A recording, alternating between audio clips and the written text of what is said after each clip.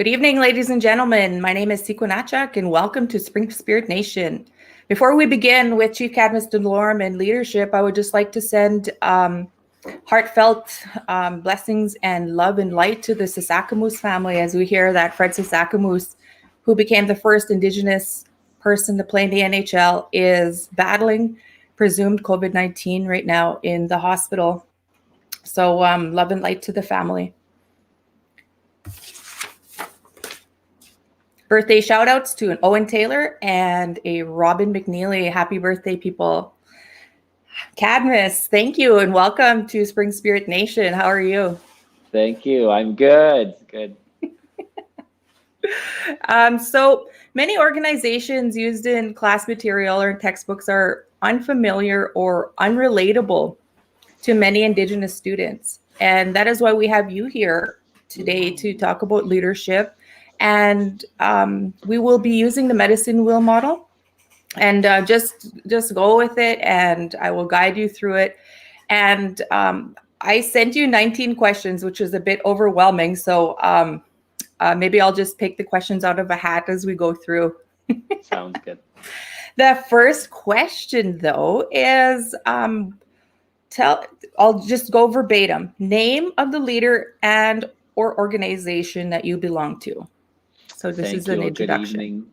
Thank you, and definitely the the best support to the Sasakamoose family. Fred is a huge aspiration to me, and happy birthday to the two individuals. I'm Cadmus Delorme. I'm chief of the Cowes First Nation. We are in Treaty 4 territory. I'm just recently second term elected as chief, and absolutely loving the journey that I'm on. Wonderful. So what province or treaty territory is Cowes situated in? Yeah, so Treaty 4 territory, we're located in southeast Saskatchewan, right along the number 1 highway. We're about an hour and 40 minutes east of Regina, depending how fast you drive. Cool. So what is your reserve's logo or mission or vision statement? Absolutely. Our mission statement is about diversity. One of the great things about Cows is we're not just one ideology of Indigenous. We have Cree, Soto, we have Métis heritage, we have a little bit of Nakota. So one of our visions has always been to respect the diversity. Secondly is to respect where we live today. We have about a quarter of our total citizens that live on houses. 3/4 live in numerous cities, provinces throughout Canada, even a few internationally. So our motto has always been to respect the diversity, to respect, that we live throughout. And then lastly, that, we want to adapt to the change that is consistently around us. Wonderful. Can you give us a little bit of your background and your history? Personally, like my background, I grew up on Cowes. I graduated grade 12 from Cowes Community Education Center. I had one goal at that time, and it was to look like Marshall Mathers, Eminem. I think I did a pretty good job of it in 2000. If anybody wants to stalk my profile, you'll eventually find a picture. I eventually moved off the reserve when I was about 21. I was raised by very supportive parents. We didn't have a money-rich house, but we just had a love-rich house. I'm the youngest of 9, so growing up in my house, I was the only one to not attend residential school. When it come to my siblings and my parents, I was the one that didn't go just because it closed in 1996 on Cowes, and I was there for the day, but I wasn't there to stay overnight. And so, just growing up, I could already sense that, change was there. I did feel, my upbringing was a little more different than even my parents and some of my siblings. But I eventually made my way to First Nations University of Canada. And just because I grew up on houses, just because I'm First Nation, doesn't necessarily mean I knew my history, who I was, where I came from. Um, a lot of that I learned in the school. My parents really didn't, never talked about their experience. Not too much about our culture, respected it, but we never really did too much about our great culture. But at First Nations University of Canada, that warrior spirit kind of reawoken in me. I started to understand the true history. Taking a couple Indigenous studies classes, I tended to get a little angry at first, just like surreal that what happened. I started to ask my parents more questions. They started to open up a little bit about their experience. But then that warrior spirit changed from anger and to healing. Like how do I be that breath of fresh air to make sure that another generation isn't sentenced to what some of our current and past generations have been through. And so First Nations University of Canada set me on that path. I kind of knew I wanted to be a chief, and I was 32 when I graduated First Nations University of Canada.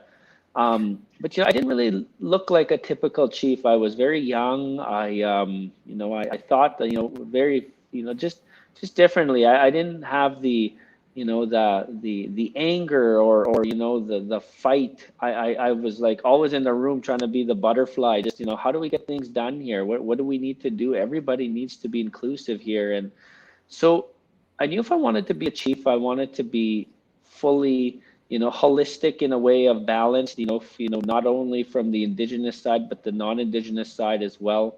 And so I did my master's in public policy at the Johnson Shiama School of Public Policy. And I graduated when I was 35 with my master's in public administration. I then was very confident that I wanted to be the chief. So I went back home to Cowses, started asking elders, friends, family, what do you think? And, some thought I should run for council first. And, my dad was a counselor before, so I knew what Indian politics, from my dad's perspective was. And I just felt the tone started at the top, and I was very confident I wanted to be the chief. And in 2016, I ran. I was elected as chief. There is no job description to being a chief.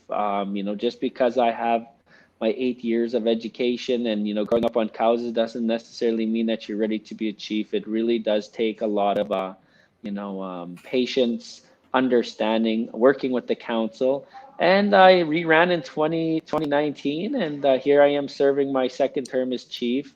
My wife and I are married to Kimberly. We have 4 children now. I don't know if you noticed, but I'm actually sitting in the hospital right now. We had a baby 3 days ago, so Oh, we're just congratulations. thank you. We're just enjoying it here, and so I just found a quiet spot in the hospital, and so yeah, so it's 2020. Here I am, second term chief, new dad again, and just really happy with where I am right now. Oh, that's incredible. Congratulations on the baby. Yes, thank you. It's going right into the show. So let's get into the medicine wheel model. And for those of you who do not know what the medicine wheel model is, it is a model that depicts Indigenous people, Plains Cree or Cree people, where there is the physical aspect that is that attributes to a being, the basis of power, the mental, and the emotional. So, Cadmus, I'm just going with one question of the 19 that was sent per section. Okay, so we're going into the physical. What abilities does your leadership exhibit? Focusing on the physical aspect of the medicine wheel, in order to be mentally and emotionally in the right place, I also know that you have to have a balanced physical perspective. You know, you look at, I'm gonna go back a little bit. In 1850, there was a book from James Daschuk called Clearing the Plains. He wrote a book, and in 1850, some surveyors came to Treaty 4 area before it was Treaty 4, before even Canada got the Dominion of Canada status. And he came across some of my ancestors, and he said in the book that these surveyors wrote down that they met the most fitted people in their entire life. Their stoic look, not only physically but mentally, emotionally as well. How stoic they acted, how they spoke in the language to each other and laughed at each other, but took these visitors very seriously, but also showed them hospitality. And I'm going to focus on the physical aspect. They were the most fitted people that they have ever encountered. And you think today to 2020, you look in our communities, you look at the amount of sugar that is being used, the diabetes is real. And so, I come from parents that both are diabetic. And so 2 years ago, I became what you call a keto diet eater. I don't eat bread. I don't eat sugar. I don't eat pasta. It sounds really boring, but it's not really boring. But I have realized that my energy is consistent all day. And one thing being a leader is your energy is needed all day long because you motivate people. You're nudging people. You're setting the tone in meetings. And so I noticed when I started keto, I started to be consistently energetic all day long. And I'm not fit, but I'm at a comfort level in my body. And it gives me a routine to know that I'm mentally there based on how I physically eat and physically feel, and the confidence as well. I'm very comfortable with where I am, and I know it spills into some of the leadership mentality that I need. Wonderful. Yeah. Who would consider diet as being an important part of physical activity? Exactly. If I Now, can add one more thing in there, there's let's let is discipline. I find one of the biggest things on being on keto is discipline. You eat a lot of meat, but you also cannot eat certain foods. And I think of our ancestors and how disciplined they most likely were in how they ate with the three sisters, with the vegetables, with the buffalo, the natural, and that's kind of what keto is. So I kind of think of it as discipline. right, right. So, Cadmus, um, going to the basis of power. Now, the basis of power for some would be spirituality, and or for most. So, going there, give evidence of leadership and for you from a personal perspective of values and beliefs. Mhm. The power of prayer is, it's there. Something I don't, take for granted. Prayer sets the tone in our meetings. And one of the Cows's values is we start with prayer. I get quite busy as a chief, just telling stories now. Um, I recall about 2.5 years ago, I was going through a really rough patch being a leader. It's not an easy task being a leader.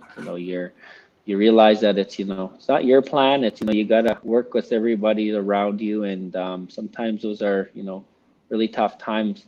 I was venting with my mom and my wife, and telling them just I don't feel like I'm in the right place. And my wife asked me, well, when was the last time you went to a sweat? When was the last time you went to ceremony? I was telling her, I'm so busy. I haven't been to one in maybe 9 months. And she's like, that's probably why. She said, is you can act busy, but and it takes a strong leader to as my wife is as well to remind me of that. And I think a little moments like that is if you don't balance anything you're doing without ceremony, a part of it, prayer, doing the protocols. One other one is we are in child welfare right now on Cowses. We're right at the bitter end of jurisdiction launch. And one of my counselors, her name is Pat Sparvier, the only female chief ever of Cowses. She's now on council. She will make sure that every time we have a little accomplishment that we have ceremony with it. If it's taking it to the lodge, if it's just having a ceremony right in the chambers of what we're doing. But it's powerful, and it keeps you balanced, and it's something that we cannot go without. Right. Going to the mental aspect of the medicine wheel. There are a lot of really good questions here that that were sent. How do you motivate people? That's a good one. Um, there's a few things I've learned. One is called law of attraction.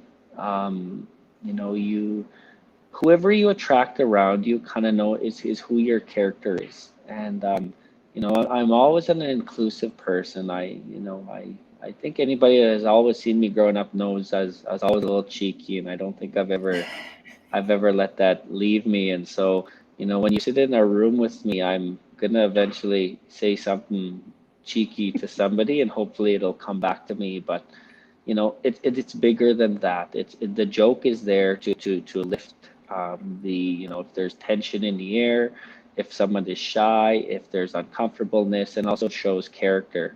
And so law of attraction is really important. The second one that I like is I like to call it tension and release. Mm-hmm. You got to talk about some very uncomfortable things sometimes, very uncomfortable. And how you approach that uncomfortableness, and not cornering anybody, speaking in words and picking your words wisely, but also telling a joke where you can, and not to look at the joke at the end of the day, but to just tell a joke. And I call that tension and release. You talk about something really tense, and then you say something funny to kind of release that tension, and then you talk Mm-hmm. about it again. Very cool. Going to the emotional aspect now of the medicine wheel. Let me see here. I'm just going to pick. Have you? How have your emotions shaped your behavior in terms of leadership? I have read so many books about mental health, emotional health, that I feel I have a really good control of my emotional health now. Mm-hmm. I find when I sit in meetings, when I sit in community gatherings, when I even sit with my own family, I could tell which ones are making decisions on emotions alone. And emotions are important. We should never ever ignore them, but we also have to train our minds to not just run on emotions. And that's more of the leadership decision making perspective, but more at a just putting our shields down and talking about the medicine wheel and balancing. Mm-hmm. We are one generation healing from the residential school time. We are six generations since being put on reserves and the Indian Act imprisoning our minds. Um, I believe this is going to be the biggest focus in the next two generations is our emotions, because there's this old it's something I don't agree with, but men don't show emotions, men don't cry. And realistically, with the missing and murdered Indigenous women and girls calls to action, one of the Mm-hmm. toughest people to be in this country is an Indigenous female. And so emotions, we have to do a 180 on our emotions towards one another. The lateral violence is real. Sometimes, and I'm an Indigenous person, so I don't know how it is to not be an Indigenous person, but I know we're really tough on each other. I could Mm-hmm. see it, and social media does not help either. And so, emotion to me is something we all have to reprogram our minds to address, to help one another, to heal one another. Even in COVID-19 times, there's certain people that are afraid to post that they have COVID-19 because of the lateral violence and the judgments that happen.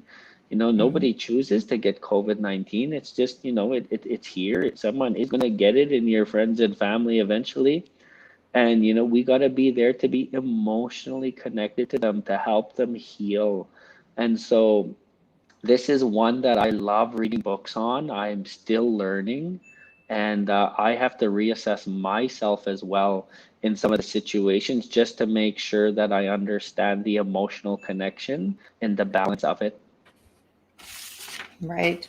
It's once we were very guarded as a people, and it was a survival mechanism, and now it's to heal, to learn to be more vulnerable and open, and exactly as the lateral violence with people right now on social media, especially around COVID and things like that, is alleviated. Like, I know for myself, I appreciate it when someone tells me the symptoms that they've went through, and it's someone that I know, and it's just like, okay, so it's educational, and educate that in that aspect, it's powerful. And so I appreciate when people do tell us, the public, of what it is that they're experiencing right now. Mm-hmm. Yes. So if you have any questions for Cadmus, now's the time to put them in the comment bar. Caddy, people have been commenting, but they are David Bob, and he sends greetings. And we Nice. have a Cachet Baker. She says she's watching. And a special little lady in Saskatoon, Kimona Henneku, and she says, wow, we've got a Harley David saying congratulations, and that's with your new baby. And Thank you. I really like this next comment from Tyler Tatusis. Your hair is epic, sequin. It is. It is. I like the wave in it, sequin. Thank you. We have an Amanda R. Sanderson. Hey, Sequin and Chief Delorme. So Nice. Amanda, I'm going to highlight Amanda for a second while we're on the show. She is doing a lot of work, a lot of footwork, a lot of groundwork around mental health. So thank you for that, Amanda, and your valuable work that you're doing. One more question here. How do you increase organizational cohesiveness? Mm-hmm. I you gotta be open to.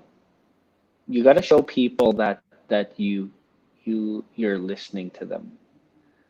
Sometimes people will listen to answer. Like if you ever do it, then it's something, I think, just human nature. When you're listening to someone, you're already thinking of the answer, and you just can't wait for them to stop talking so you can give them your answer.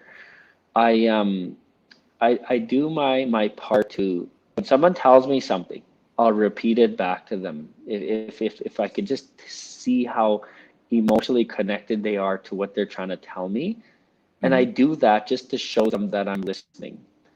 And then, I'm not one to ever spin my tires on conversations. If I don't see where the conversation is going, I'll usually just reply and say, so what's the recommendation? Like, well, what's the solution? What are you hoping to get out of this? And from there, I use a lot of the tools that I've learned in school, growing up with my common experience, both on the reserve and, just learning in different groups and community gatherings. And I always try to leave the individual feeling a little more inspired with their idea. So it starts at the individual, but then when you look at it from a group perspective, you one of the things I feel that I have the benefit of is I can get a crowd going. You give me a mic and I could, keep a crowd engaged. I could keep them motivated, and I could chair some pretty intense meetings at times. But my whole focus is to make sure that everybody in the room had a chance to say something. Mm-hmm. Usually when you're sitting in meetings, there's usually that one kokum sitting in the back along the wall that never says nothing, but she'll come to just about every meeting and listen. She is probably one of the most intelligent people in that room, and no one just really, ever paused to say, well, what do you think, kokum?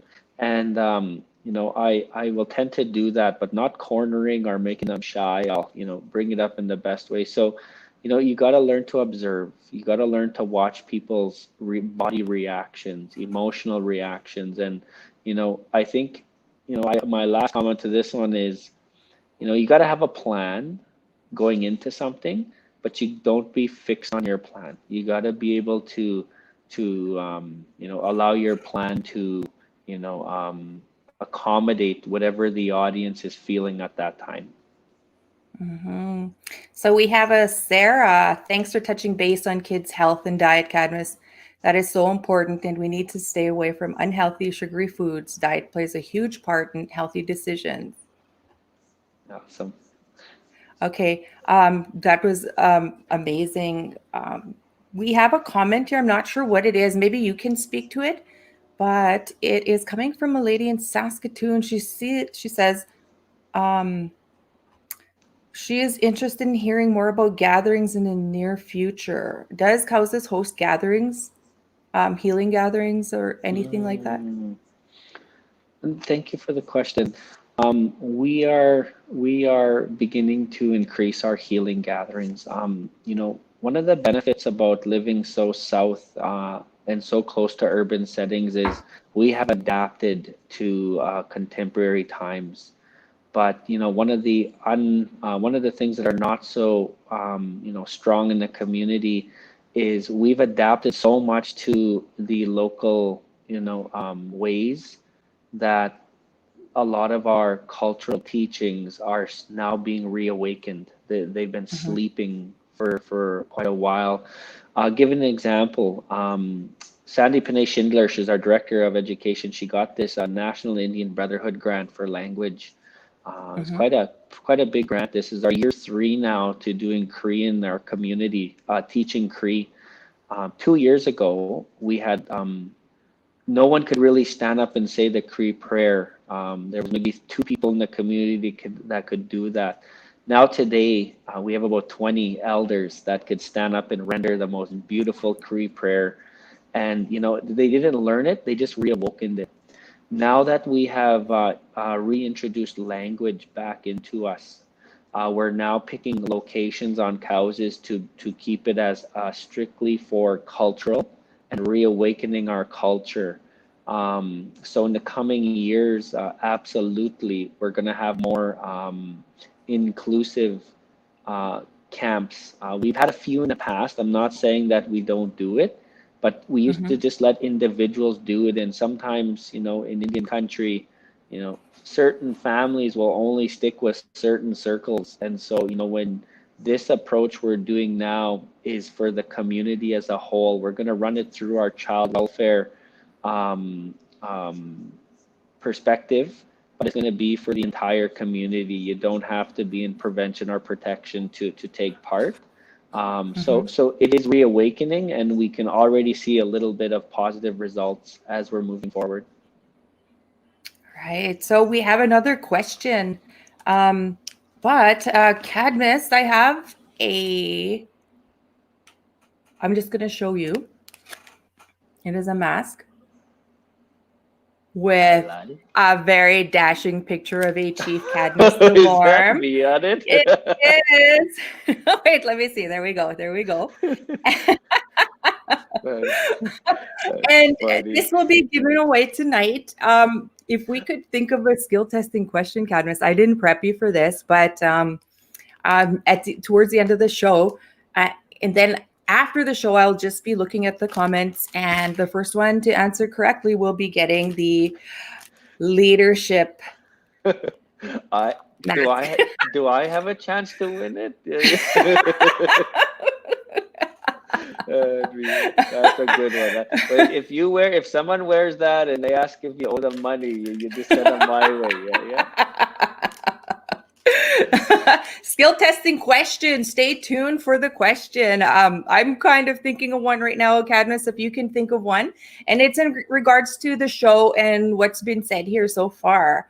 Um, Here we go. I have a Amanda Sanderson. Chief Delorme, can you give advice on those who are struggling with mental health? Hmm. It's I do I go visit inmates in jail. It's something I don't ever really post publicly, and I'm just saying it because I'm leading up to a story here.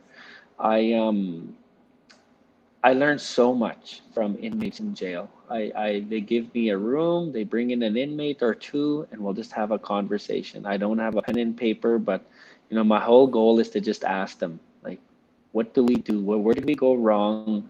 And why you're in here? And what can you tell me as a chief to help to make sure that this doesn't continue. But anyways, when I was in one of the correctional centers, there's this elder. She's been there for 15 plus years. I asked her a question. Has any indigenous man ever been rude to you? And one of the teachings that we always say is don't be mean to elders, don't be rude Mm-hmm. to elders. She said, nope. And she said, I have met some of the most, high rankings, gang members, dot, dot, dot. And when it's just us in the room, they call me Kokum, she said. And, that just gave me so much hope. I'm like, wow, I was like, we still have so much hope. One of the things and I say that, and is, we all struggle. People struggle at different levels. But I like to share, when you have righteousness in your heart, you'll have beauty in your character.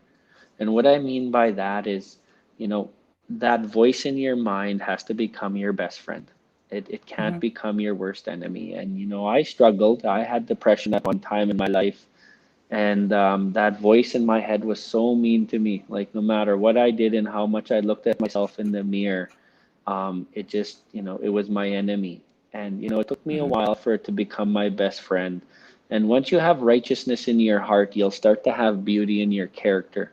And it doesn't necessarily mean that you got to have those terribly good looks, but it just means beauty in the character as, you have a understanding in the world, and that law of Mm-hmm. attraction will start to come to you on people you're going to attract around you that you would like. The Mm-hmm. last thing about righteousness in your heart is you must make sure your gut feeling has the right and wrong of what it is in life that's right and wrong.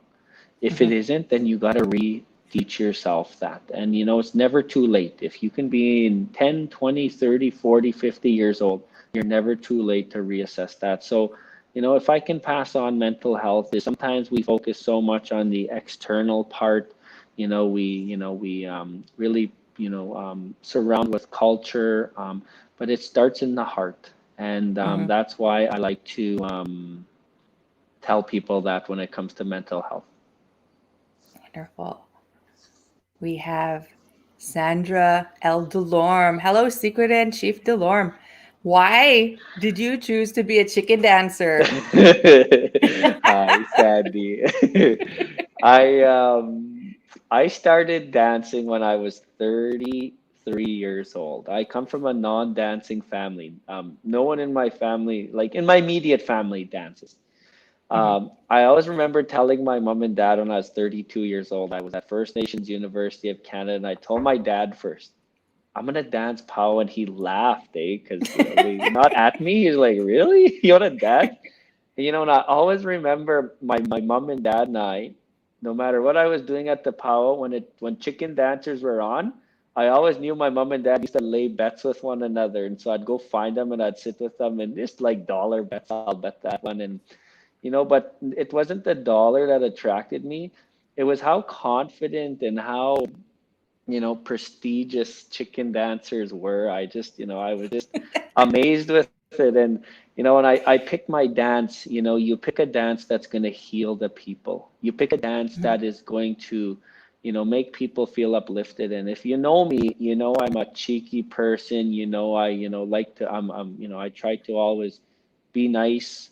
And I'm like, well, if I'm a chicken dancer and people already know me when they see me out there, shaking my feathers, really acting a little too prestigious, I can just put smiles on people's faces. And so I've been a chicken dancer for 7 years. I have never won anything yet, but I'm one of the happiest chicken dancers out there.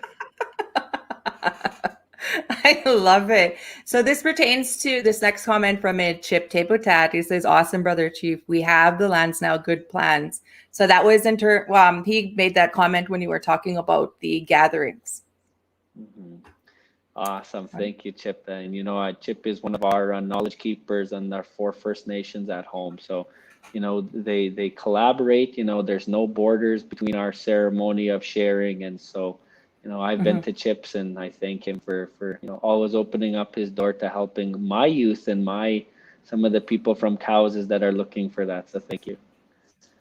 Okay, so I'm thinking of a question for the leadership mask that will be sent out to a viewer. Um, can you think of any questions right now, Cadmus? Or a Mm. question? Is it like medium tough or easy to answer? I have a billion I can project right now, but I know that some of our viewers are from your area and they're going to get it right away. Yes. So maybe something generic about what it is that we were talking about today in terms of leadership. Okay. Did you want me to ask it now or should we wait? We can wait. While we're waiting, this is one that I love to ask. Who inspires you? Mm. I You know, I, know. there's so much, I always got to start with my mom and dad. My mom and dad, when my mom was pregnant with me, and I hear this story over and over, they decided to stop drinking because they wanted a child to come home to no house party, to a home that is, uplifting. And it wasn't that my brothers didn't come home to that, my sisters, but it was just, when you're challenged by intergenerational trauma and stuff that happened that I would probably never really know. But my parents made sure I was always in a home that was supportive. And so, Mhm. I can never go on. But there's so many, even your late grandpa, Chief Henry S. Delorme, and how he really just, understood treaties and never, he never let cows just go forward without understanding the treaty part of it. And, that's something I still, take very seriously today. There's people like the late Jim Sinclair. I absolutely love the way Jim Sinclair he wouldn't argue, he would educate. And I'll give you an example. In 1967, I heard this from Jim himself. He Mhm. said that he went to Ottawa and he then told the then Prime Minister Pierre Trudeau about inherent rights and how Métis and First Nations, well, then Indians, they didn't use the word First Nation yet, had rights. And they disagreed with him. But he said, you know what? I didn't get mad. I educated him. 2 hours, he said, I sat in that room with the Prime Minister. And at the end of those 2 hours, he told Jim Sinclair, you go back home and you make it happen then. And I just love that attitude, and I use that kind.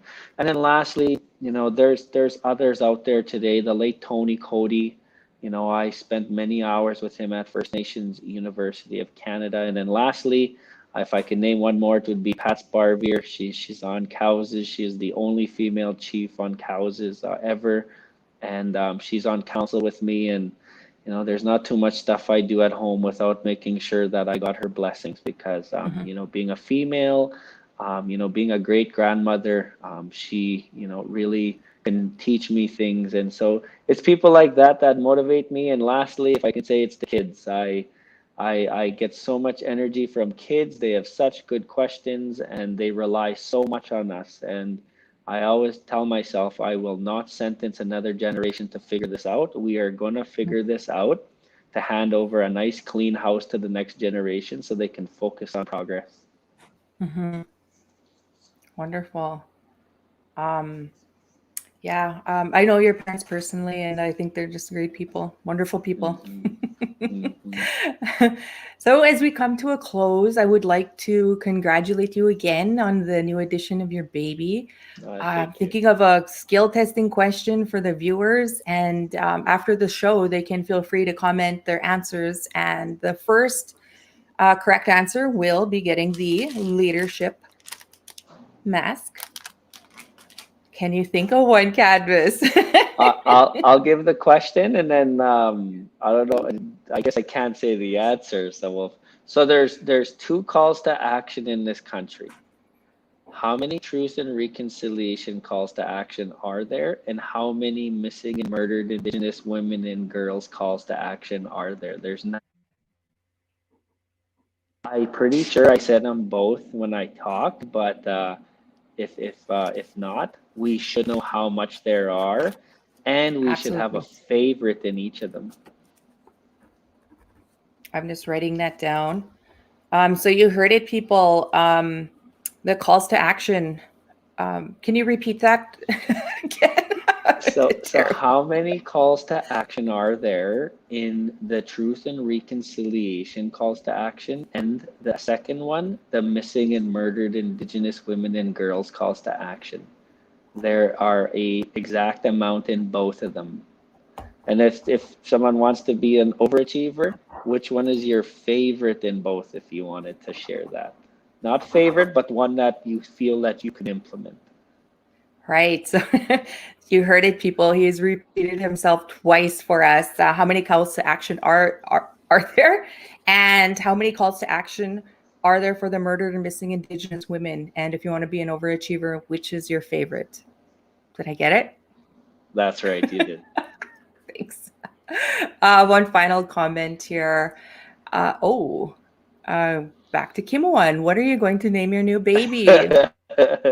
So my wife and I had three names narrowed down, and of course she has veto. So we called him Xavier Bruce Delorme, named him Oh, after my late beautiful. dad. Yeah, but Xavier was the first name, and I had Lincoln up there as top three, but Xavier, I love Xavier, so Xavier Bruce Delorme, we named him. Xavier Delorme. Signing off this evening with Chief Cadmus Delorme as he spoke with us about leadership, and the questions revolved around the medicine wheel. Thank you, Cadmus, for taking time to speak with us this evening. Thank you, Segan. It was enjoyment.